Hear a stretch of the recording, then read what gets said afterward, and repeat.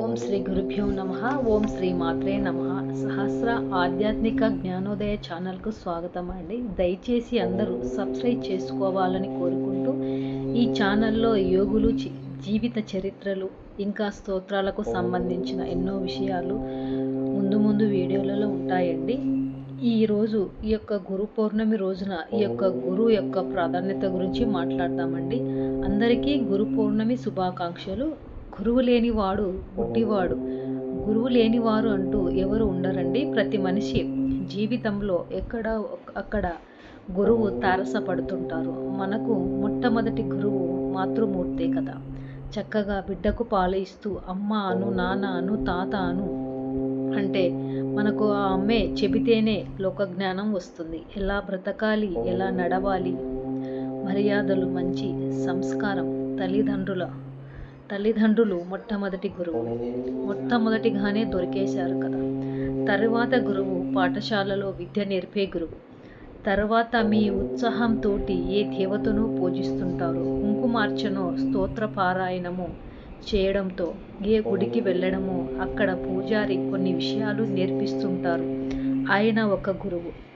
చూసారా, జీవితంలో ఎంతోమంది గురువులు వస్తుంటారు. ఇలాగే పోతూ ఉంటే పెద్దవారు తారసపడుతుంటారు.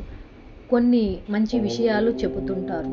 అలాగే ఆదిశంకరాచార్యులు, పరమేశ్వర స్వరూపమైనటువంటి ఆదిశంకరాచార్యుల వారు భూమి మీద వచ్చి ఇప్పుడు మనం చదువుతున్నటువంటి ప్రతి శ్లోకం, ప్రతి పూజ ఆదిశంకరాచార్యుల వారి భిక్షం.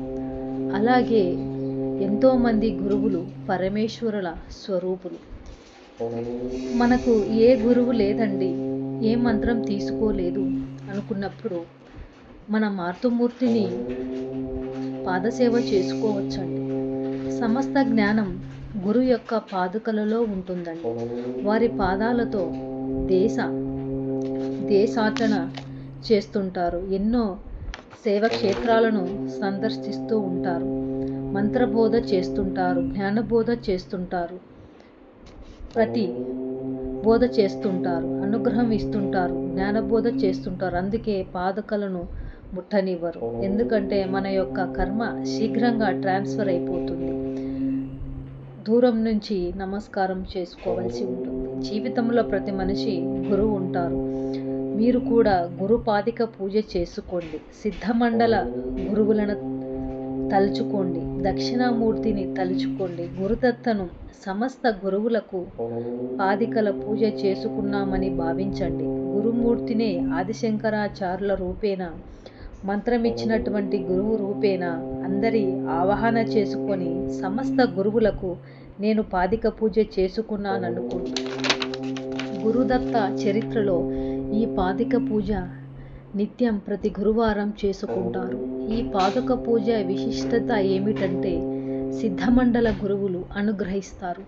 ఈ గురుపాదిక పూజ తప్పకుండా ఈ గురు పౌర్ణమి రోజు చేసుకుంటారని భావిస్తూ, గురు అనుగ్రహం ప్రతి ఒక్కరూ పొందుతారని భావిస్తూ, ఓం శ్రీ గురుభ్యో నమః.